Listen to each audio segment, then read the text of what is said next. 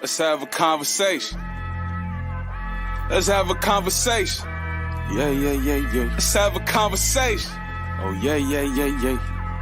Look. Yeah. Hey. Let's have a conversation. Woo.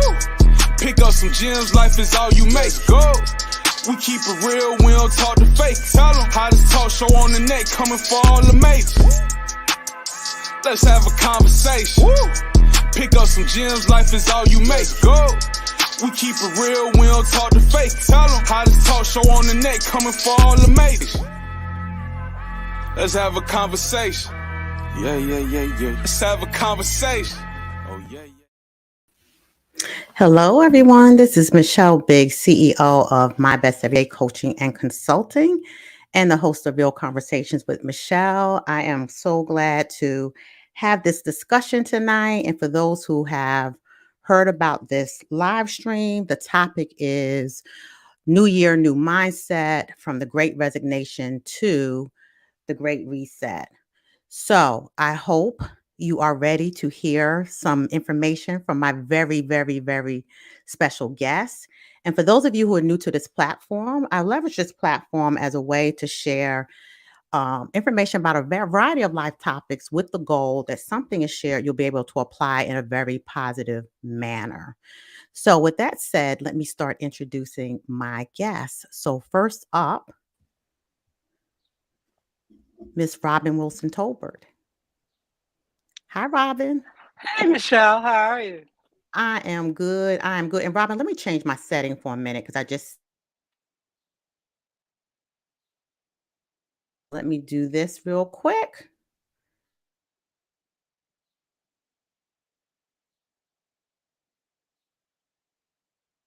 Okay. All right, here we go. Go ahead, Robin. Introduce yourself. Hello, everyone. I'm Robin Wilson Tolbert, and I have a leadership development and career design and development coaching LLC, and I'm based in Philadelphia. I have about 25 years background in HR, and I've been coaching actually for about 10 years, both internally within the organization for which I used to work, and I've been on my own now for about 4 years. I can't believe it. Yeah. Well, thank you, Robin, for joining me this very important topic. And Robin is a former colleague, HR colleague of mine as well. Next, I'd like to introduce Miss Kimberly Spores. Hey, Kimberly. Hey, everyone. Excited to be with you tonight. Kimberly Spores. I have over 20 years of experience. I won't say the exact number there of HR experience. Been in the recruitment arena for that entire journey. Talent acquisition is my thing. So I love connecting people and opportunities together. I'm glad to be here today with all of you and to join this esteemed panel. Thank you, Kimberly. And Kimberly and I currently work together. And next up, Miss Belinda Shannon. Hey there. Belinda. Hey, Belinda. Hey, everyone. Hi, I'm Belinda Reed Shannon, and I am the Vice President of Diversity, Equity, Inclusion, and Belonging. And I also am the Vice President of Employee Relations at a wonderful West Coast-based company called Scopely. Scopely is a gaming company. It's very exciting to be in the gaming industry. Nowadays, I think the pandemic life really made the gaming industry explode as people of all genres and generations, ages, and all over the world discovered the joy that can be had and the stress relief it can be to be able to access games on your mobile devices, on platforms like Xbox and PlayStation, or on the PC. And so it's very exciting to be in the industry at this time. I flunked my first go at retirement back back in Hey, 2016. Belinda. Yeah, when I was able to work with these wonderful, wonderful individuals on this panel, and quite frankly, after the summer of social justice in 2020, and you had so many employers waking up to, the new realities of the workplace that were driven by social justice, that were driven by pandemic life. It opened some doors back up for me, and I stepped back in and couldn't be having more fun at this point. But I'm thrilled to be with this group. I miss you all. It was wonderful working with you, and I appreciate, Michelle, you finding the opportunity for us to come together. Well, thank you, thank you, thank you. And I mean, yeah, this is a mini reunion for me. But I appreciate your backgrounds, your experience. And when I thought about this topic, I'm like, I got to get the right combination of people here. So we have Robin, who is a fellow coach as well. And I don't know if I told people, I'm also a coach. I'm a personal professional coach, as well as a senior human resources business partner by day. That's my day job. But like I said, I do love helping people. And this platform is a way that I get to do that in a different way. So first question, ladies, we're going to kick it off with just some data and then just ask you some questions related to that. But looked at the Bureau of Labor Statistics, and they said in 2021, about 47.8 million workers quit their jobs in 2021. The average from last year was about 4 million each month, which topped 2019, which was the highest. At 3.5 million. That was the average per month. So a lot of people deciding to say bye-bye to the organization. So just in your personal circle, have you had people who've just said, you know what, I'm ready to just do something different, leave, what have you? Talk a little bit about that, your experience. Robin? Yes, I have. I have to say, not a Ooh, Robin ton. froze on us. I have to say, not a ton of people. Can you hear me, Robin, though? you froze. Yeah, we can hear her. She's going to come in and out. We can hear Yeah, her. I'll come in and out, but I'll keep talking. But I haven't had anyone do like the great quit, take this job and shove it quit. Okay. But I do know people who have been very thoughtful and taken this opportunity to say what else is out there, Okay. both personally and definitely with clients and that sort of thing. But none of the, oh, I'm out of here tomorrow stuff. Right. So being very thoughtful about what they were doing is what I'm hearing you say. How about you, Kimberly? Yeah, I have. In fact, in our group, we've had a few folks that have left recently, and it makes sense. It's the true war for talent going on at this time. The incredible number of competition that is out there and knocking on our door and making opportunities and offering more flexibility, offering more pay, exciting opportunities. All of this matters, and people are making those shifts. But similar to Robin, they've been mindful of it, and they've really thought through their options. So I don't necessarily see somebody taking a huge jump in a risk without doing that background research. Yeah. And we'll talk a little bit about what that is. How do people set themselves up for success? How about you, Belinda? I had to chuckle when you first asked the question, Michelle, because I was like, are we talking about people leaving their jobs or their marriages? Because I've had equal numbers of Yeah, I mean that too. Pandemic brought a lot of stuff to light. It sure did. Right? It made people reflect on a lot of different things, Belinda. Absolutely. That is exactly it. And those who are making career shifts.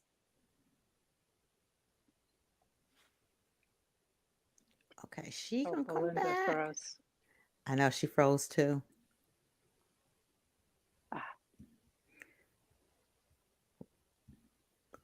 Let's see what's going on. Ooh, and she's liking that. Belinda, you froze on us. Oh. Let me text her and let her know she froze.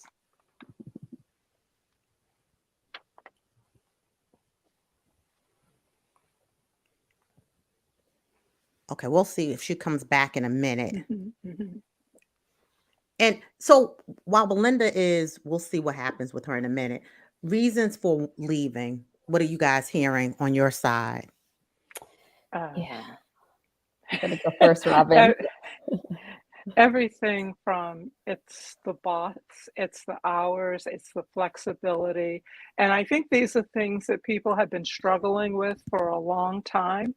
But I saw a shift from complaining and sort of a risk averseness and a fear of losing job Mm-hmm. to, when you're faced with a life and death situation, your perspective changes.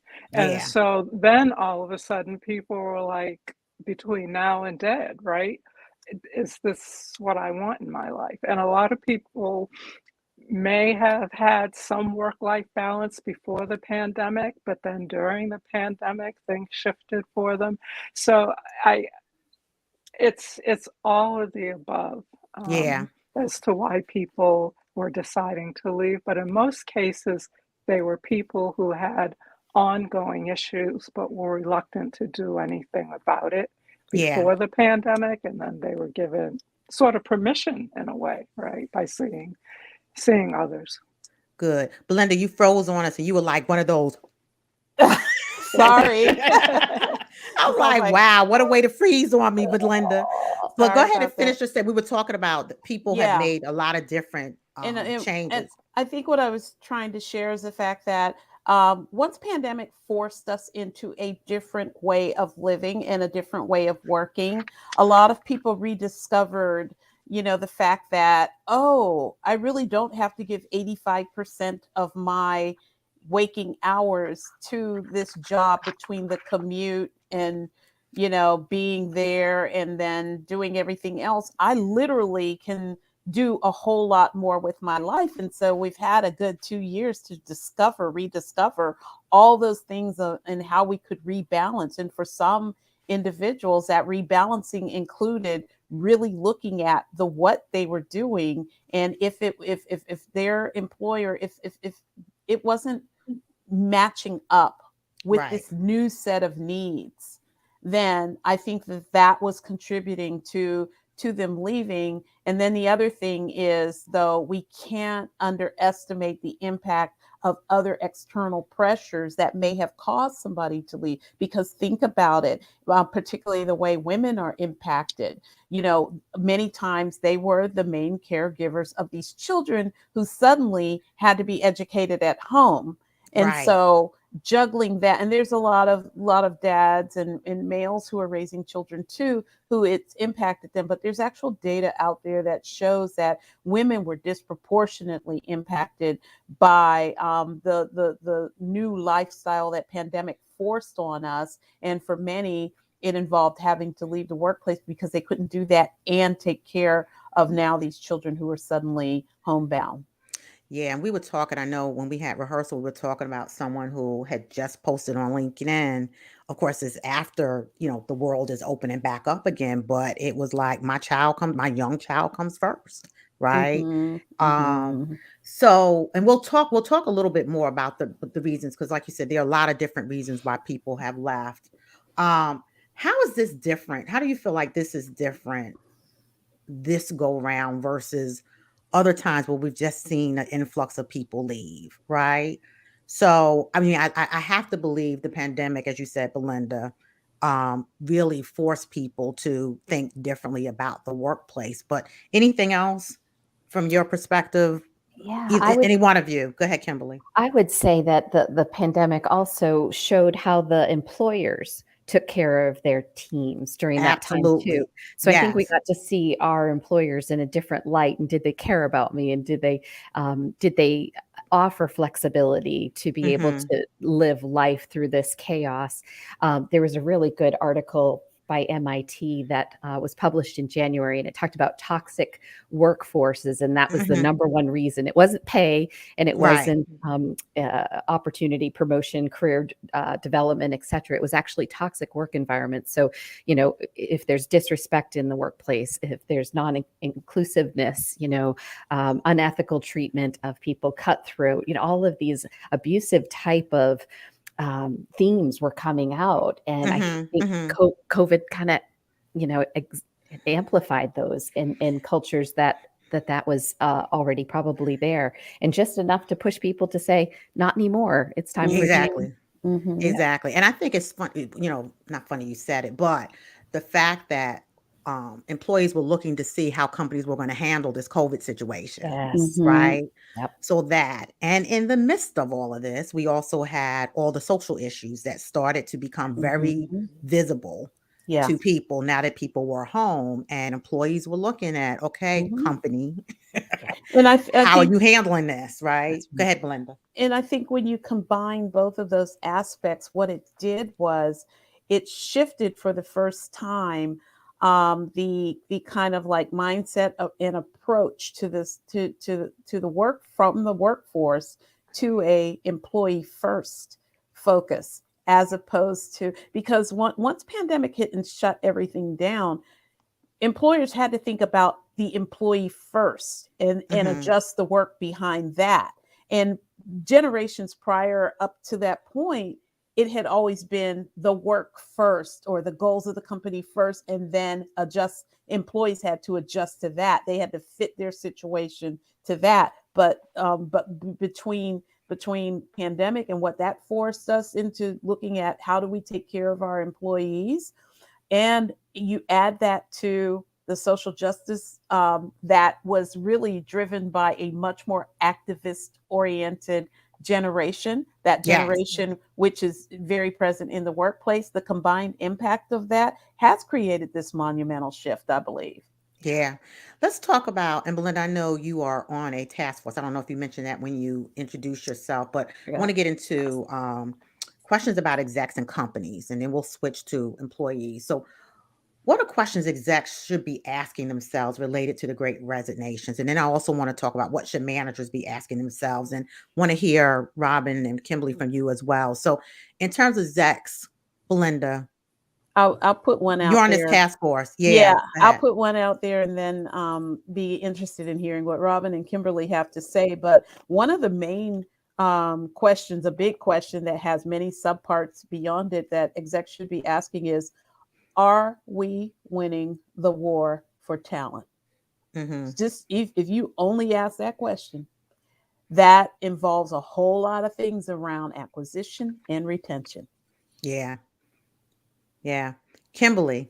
Yeah. And Yeah. I you're think, involved in a lot of the recruitment, in the mhm. talent acquisition space. So Yeah. talk a little bit about that. I would definitely say that the candidates that we're seeing are asking for more right now. And I think the organization needs to respond if they're going to win that war for talent. So showing the flexibility. Hybrid might not be enough. Hybrid working where you're part in the office, part working remote might not work for everybody. People might need to be in the office more, or they might need to be at home more. So there's got to be more flexibility with all of that. I think we also have to look at things like career development and exciting projects for teams. I think we need definitely the I&D focus needs to be there, socially consciousness, so that Mm-hmm. we're uh, responding and participating in the dialogue and being open to the dialogue of what's going on around us. And then there's also this environmental friendly piece of it too. So I think Mm-hmm. there's a big push with this latest generation that is very focused on environmental Mm-hmm. sustainability and how corporations are being accountable for that as well. So I think there's quite a few combinations of things we need to get right as Yeah. employers. And it's funny, the flexibility piece, and I know we've experienced it. I talked to other HR professionals, some of our friends in their companies, they experienced this thing. All of a sudden, we started bringing employees back into the office, and we started to get an influx of people who were like, I don't want to come back into the office. I'm working from home for 2 years now. And you're telling me I have to come back to the office, right? And we had some old school managers. And so if nothing else happened, what I found is managers with this old school mentality that you had to be in front of me, right? I think it was a huge lesson learned these last 2 years that guess what?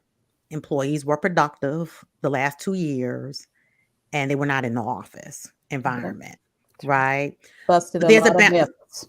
say that again, Belinda. Busted a lot of myths. It did, Oh, yeah. right? Mhm. Now, it doesn't mean that you didn't have employees who were falling off, but guess what? Those are probably the same people who were falling off In when they the were in the office. office, That's right? That's And that's right. what I tell my managers, you got to balance that, right? But you had some of that. But Robin, in terms of coaching in this space, in terms of what you've seen, Yeah. talk a little bit about that. So all the things that Kimberly and Belinda talked about, the social justice, they're looking for those things. They're looking for the flexibility, and to Kimberly's point, it's not all one thing. So there are new grads and whatnot. They want to be in the office. Yes. This graduating and working from your bedroom is, that's not fun for many people, right? But then there are other people who really love the ability to be home, watch their kids grow on a day-to-day basis, or whatever it is they do, right, outside. So that flexibility, not one size fits all. The other thing is really listening to employees about what they want out of their career and out of their jobs. So lots of people are in roles that they love. And then there are people who are in roles that they partially love and partially hate. And they'd love to have a conversation around that. And in the past, you had to wait for prescribed times, for prescribed certain things to happen for you to have a voice in what do I do on a day-to-day basis. Now, because of the demand, because of the war for talent, employers are starting to engage and talk about, what you want to change in your job. It doesn't mean that they're going to give you 100% of what you ask for, but there's an opportunity to talk about these things. And if if the employer isn't willing to, those are all things that get the employee closer to the door, right? Yeah. But they have an opportunity to think about, what skills do I want to build? What areas have been intriguing to me that I'd like to explore? Really having those developmental conversations and helping them craft that in their current roles, or find a path to something Yeah. else. So when I think about execs, I'm thinking about, the policies that or the flexible work option policies that they offer, right? Um, as well as the developmental opportunities, as we talked about. Seen a lot of companies. I know we did ourselves, where we were, developmental programs popping up, right, for individuals so that they can feel like they are able to do more in their career Yeah. and be prepared for it, right? Yeah, Um, they're asking for not only development and skill building. yeah, There's an expectation for that, but they're also asking for career pathing. They want to yes, know, what are some of the options here, and they're sizing up whether or not there's a viable career path that speaks to them. Also, and because where there is not strong career pathing or a clear vision of where the employee wants to go, that contributes to the retention issue. They might not stay with that company. yeah. That's right. And Robin, you were speaking what I call and what we know in HR is situational leadership, right? This is the time to not apply a peanut butter approach to everyone, but really leaning in on each individual employee and finding out what is important to them. Because for one, it might be one thing, and for another, it might be something else. So, as a leader, really taking the time to meet with each of your directs and finding out what is important to them. And Um, what's important there, Michelle, is that means the leader may have to go the extra mile. They can't exactly. lean on the traditional paths that they know based on from whence they came, right? Yes. They Yeah. have to be willing to learn more to help their employees to stretch out and make new connections, build new relationships, build new communities, so that they have a broader perspective to share. Absolutely. Absolutely. Anything more to add from an exec standpoint? And if not, I want to touch upon this thing about being realistic for employees, right? Being realistic. So this thing around location of the job, right? And I know we have had some situations where jobs in RTP, but they want to work from California. And it's like, no, the job is in RTP. Right. So I'll I take do the think employee, economics. I'll take the economics go of ahead, say North that, Laura. Carolina any day over California. I know. Well, yeah, from an economy, yeah, for sure. But this thought that, employers should allow you to work wherever, right? Talk a little bit about that, Belinda, because you're I dealing with the absolutely, C-suite. Go ahead. absolutely. Yeah, because I think that there has to be. I think the conversation, and I've been saying this, a lot since companies started trying to figure out what does return to work look like and what rules should we put in place. Because quite frankly, once people started working from home, those people in expensive markets like California and New York and other, expensive markets, they went to the less expensive markets to hang out, whether it was back home or whether it was, the Mm-hmm. middle of Idaho or whatever. That's where they went because financially it was more lucrative to do that. But I think the conversation, the mistake that companies might be making is they're not having the right conversation. Have the conversation about, obviously you want somebody there for those roles that can be worked remotely. You want collaboration. Yes. You want bonding, because all of that lends itself to engagement, which lends itself to retention and positive outcomes in business and things like that. So talk about collaboration. So instead of trying to tell your person where they need to be living, just talk about what are the expectations around them being present for the purpose of collaboration Yes. that is beneficial for what we do. Exactly. Okay, because And I if think I, that, yeah. and I'll stop. I just got to give you one Go ahead. No, example. no, no. Go ahead. So when you work for a global company, technology has made a lot of companies global, right? And so when you Right. work for a global company, if you're sitting in Fort Collins, Colorado, and the team you work with is in Barcelona, Spain, then it doesn't make any sense for you to have to physically move to the office in Los Angeles. It doesn't make Right. sense Right. because the people that you work with and the ones that need to be around the most are in Barcelona, and you're not moving to Barcelona. So what are we really talking about? If they want you to bond with the company, then sure, on the special days, fly to Los Angeles, hang out for a couple of days, and then fly back home. But to actually talk about where people should move, why don't we have a more specific conversation about what levels of collaboration are really needed? Do we feel is beneficial to our business, beneficial to you? And then what does that look like in terms of whether you need to be in commuting distance or not? Yeah. And there's a financial implication to companies. I want to just, to that as well, right? Yeah, Because yeah. if you're local and your team is local, the expense of having you travel from California or wherever Hmm. is, companies can't sustain that for hundreds of thousands of employees, right? So you gotta, And you maybe gotta they just don't think have about that to, balance. right? There, Exactly. that could be Right. one of the things that you talk Yeah. about. Who's responsible for what? If we're Exactly. in Philly and you're in Idaho, Right. you know, Yeah. So who's so paying for that? you got to have a conversation, right? And I Hmm. think Yeah. leaders have to be, Belinda, what I'm hearing is leaders have to be straightforward and talking about what it is. And I think the real conversation is around collaboration. And there are a lot of roles that require that. Um and we're seeing as teams are coming back into the office. I know for myself and seeing my team, it's a different feeling when you're Hmm. together versus virtually, which we lived for Hmm. 2 years, Yeah. right? Hmm. So that balance for sure. What advice would you give to someone who's contemplating resignation? So just in terms of just planning, Robin, I'll talk to you a little bit about that from a coaching standpoint. I'll give you my feedback, my insight from people I've spoken to as well. So Yeah. just preparing for something like that. So I, I think the number one question is, what problem are you trying to solve? Mhm. Right?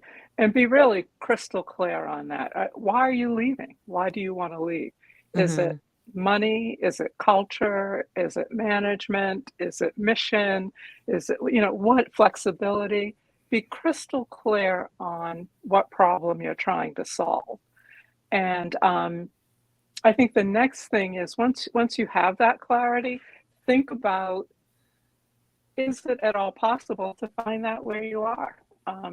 Because the environment's different. Many enlightened organizations are listening and having conversations. Not all of them, but many of them, right? So Yeah. I think that's number one, really be clear on it. The other thing is you want to be careful about focusing your own resignation on what are you running away from, Right. Certainly that's a big piece of it. But you want to quickly switch to what are you running to and really pay attention to what you want to get out of this next role. And sometimes just a new environment is a perfectly valid reason. I don't know Right. if you all remember when our former CEO, GSK, went on a big employee broadcast and said, if you have only worked for GSK, you may not be as valuable as someone who's had other experiences in other organizations. Right. And a lot of people were like, say what? But I mean, it's a perspective, right? So Right. sometimes just shaking things up Yeah. is what is a perfectly valid reason. But again, know what you're running to and really be Yeah. thoughtful about that. And understanding your why and to me is at the crux of it, right? And having the right level of conversations, because there could be opportunities where you sit, but because you never talk to your leader about it, right? That's exactly right. You don't know. And the other thing I would encourage employees to do is, if your manager doesn't tee up the conversation, you tee it up, right? Because one, no one wants to see a bunch of employees leave an organization at all, right? And you have good leaders, and you have some leaders who are not as well versed in terms of, make sure you're talking to your people, and ensuring it should be something that's a given. If you're a good leader, it should be something that's a given.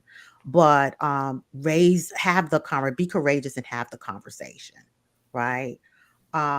Kimberly, from your perspective, what are you seeing and hearing? Because you deal with a lot of, and have dealt with a lot of talent that's looking to come to an organization as well, right? Yeah. So from your perspective, what are some of the things that you hear? So I love what Robin said, and the things to, consider staying and having those conversations. But if you are going to make a move, do your homework. Find out more about the organization that you're pursuing. So go out to Glassdoor, read the reviews from employees. They're authentic. They're not filtered in any way. You're going to see the good, bad, and the ugly of that organization. Reach out to your network. Go back to your LinkedIn profiles and look at who you're connected that works at that organization. You may have lost track of someone and you used to work with them. They're there now. Reach out, have a conversation. So do your homework, find out more about the culture, and see if the grass is really greener on that other side. And then I think once you make the decision to make the move, be graceful about your exit.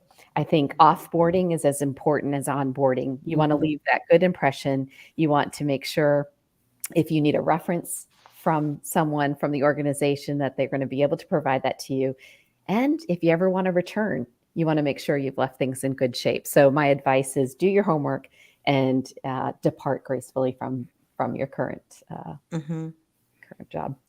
Thank you. Any additional feedback with regards to that? Go ahead, I Belinda. just co-sign the points Robin and Kimberly both made, because now we're starting to see a lot of research and articles out there about people who regret Yes. jumping. The boomerangs, right? Yeah. They're because jobs are plentiful, and It is. so It is. somebody can wag a few extra dollars at you, some different benefits, the flexible working, and people are paying attention to that, but they're not paying attention to some of those other core things that they value in terms of, do I even like these people I'm getting ready to work for? Is this even my style? I mean, I'm loving gaming.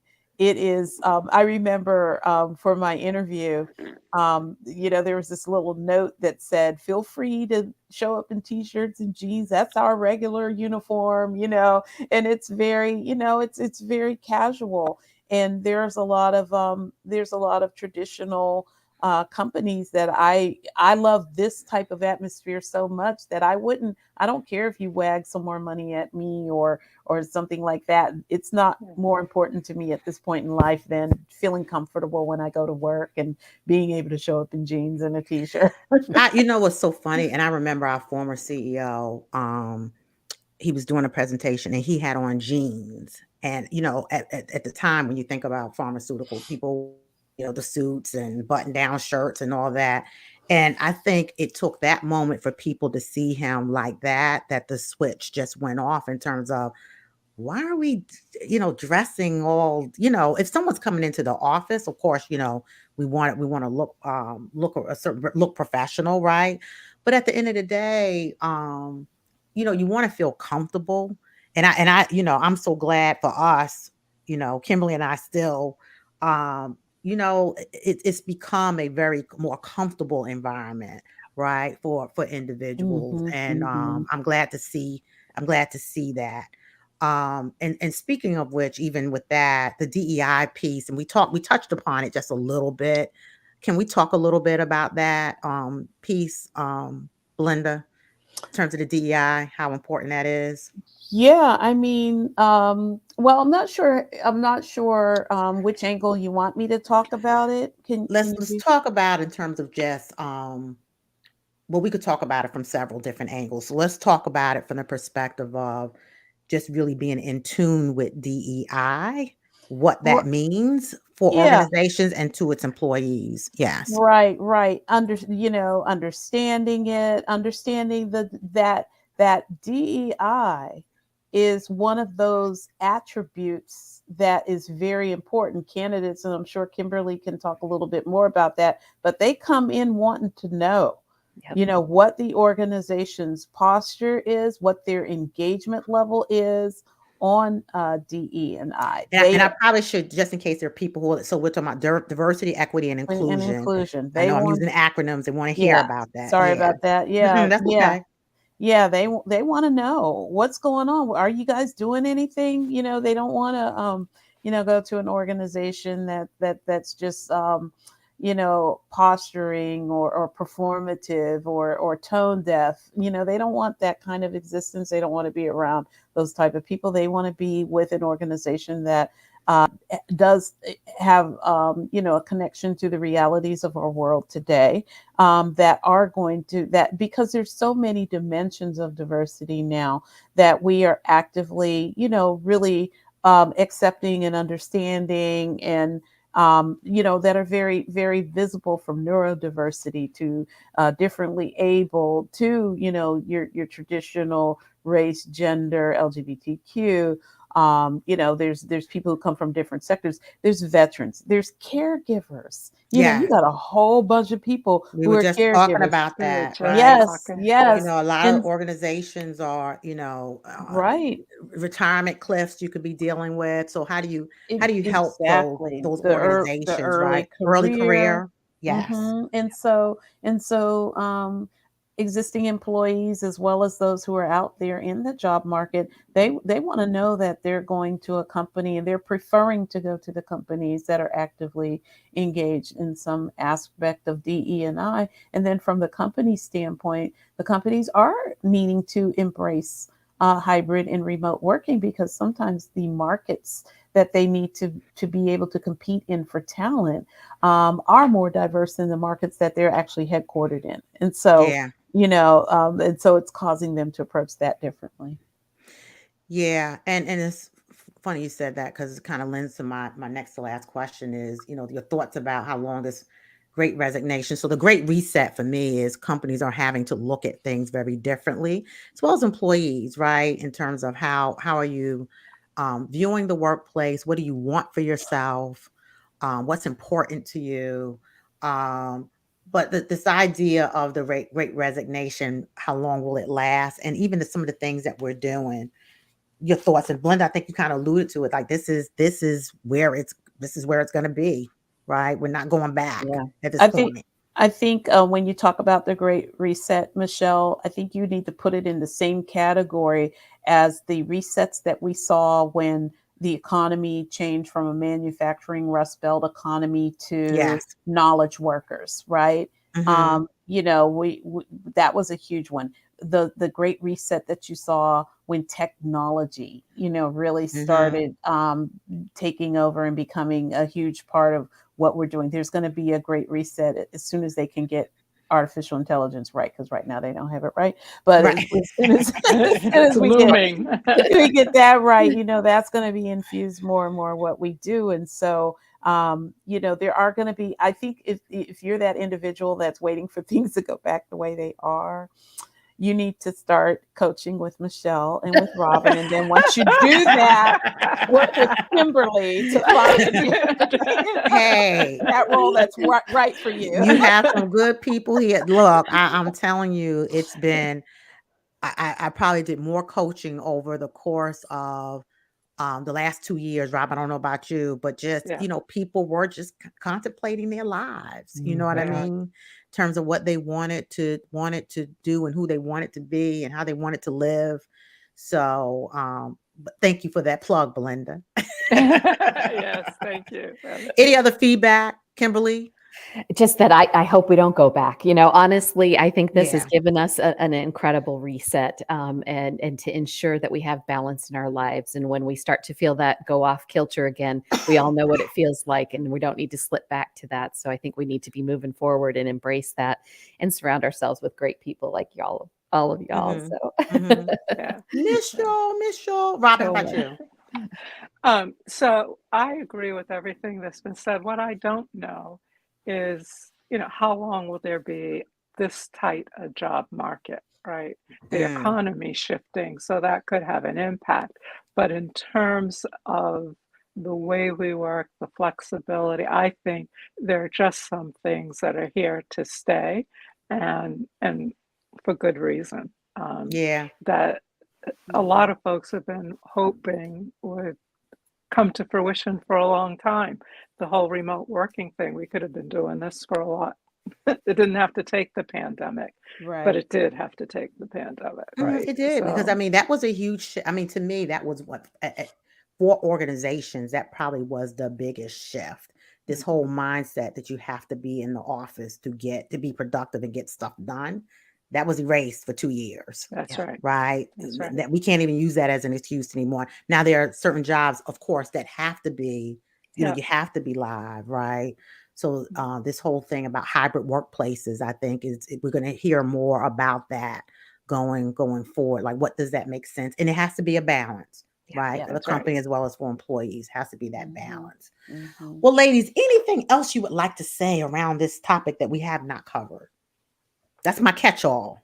I'd I'd like to say that it'll be interesting to come back and do a part 2 in Yes. about a year. Yeah. Y'all, Yes. Mhm. y'all want to meet Absolutely. back and do Yeah, that? let's do that. Yes, for Because sure. then we'll have a year's worth, because everybody's returning right now, and they're returning, to either hybrid or they're staying fully remote and only, and turning their offices into either condos or meeting space or something like that. Mhm. But let's see how it works. Let's see what the realistic data shows. That's Yeah, right. it's gonna be interesting. I think this is a year of just companies testing a lot of different things and getting resettled, Mhm, right? mhm. And like you said, even with employees, people are jumping, but then they're like, maybe I shouldn't have done that, right? Maybe I should go back to doing something different. So yeah, let's do that this time next year. How Sounds about good. that? The date. Sounds good. It's a It's a date. date. Yes, Yep. yes, it's a date. It's a date. Anyway, I'm gonna put you all in the studio and then let me just close out here. But thank you all for joining this important topic. It's definitely a topic that companies have been talking about. I know it's definitely kept HR busy over the course of these last few months. If you need someone to talk to around, where you are in this space, definitely give myself a call and we can set up a complimentary consultation and, make sure there's a good vibe. And if it's not a good fit, I know plenty of coaches that I can recommend that you speak with. But make sure you're taking the time to really evaluate where you are and what you want to do. I tell people this is a time to be selfish. Always a time to be selfish, to make sure you're doing the right thing that works for you. So next up for Real Conversations with Michelle, you guys, I'm not going to have a episode next month, but the last episode that I'm going to do is going to be the first week in June. And the topic is New Year, New Mindset, Spiritual Health, Recovering from Church Hurt. Right. So, this whole year I've been about mindset shifts. So we started with financial empowerment. Then we talked about health, nutrition, education. Now we're talking about the Great Resignation, talking about career. And I do know that over the course of a couple of years, people, even how they have been dealing with their spiritual health has changed, right? What they've been doing. But one of those things I also know is that people have been dealing with church hurt. And I want to have that conversation. How do you get past that? When we talk about my best every day, really, how do you make sure that you are in a space where you can be your best self? And spirituality is one of those things that's important to me. And I do want to touch this topic. Pray for me as we talk about this topic, y'all, because it is a sensitive topic, but I feel like it's an important one. And for those of you who do not follow me, I do have a website, www.mybesteveryday.com. You can find out more information about me and the coaching services that I offer. So until next time, stay close to my Facebook page. My business Facebook page is facebook.com, my best every day. So that being said, I am going to close out. Thank you so much for tuning in. And I will post a link. So for those who want to replay, you can watch it replay. Those who are not on Facebook, if you feel like this was an important conversation you want to share with others, they can watch this on my website under the video podcast tab. All right. Thank you so much. And let me close us out. Bye.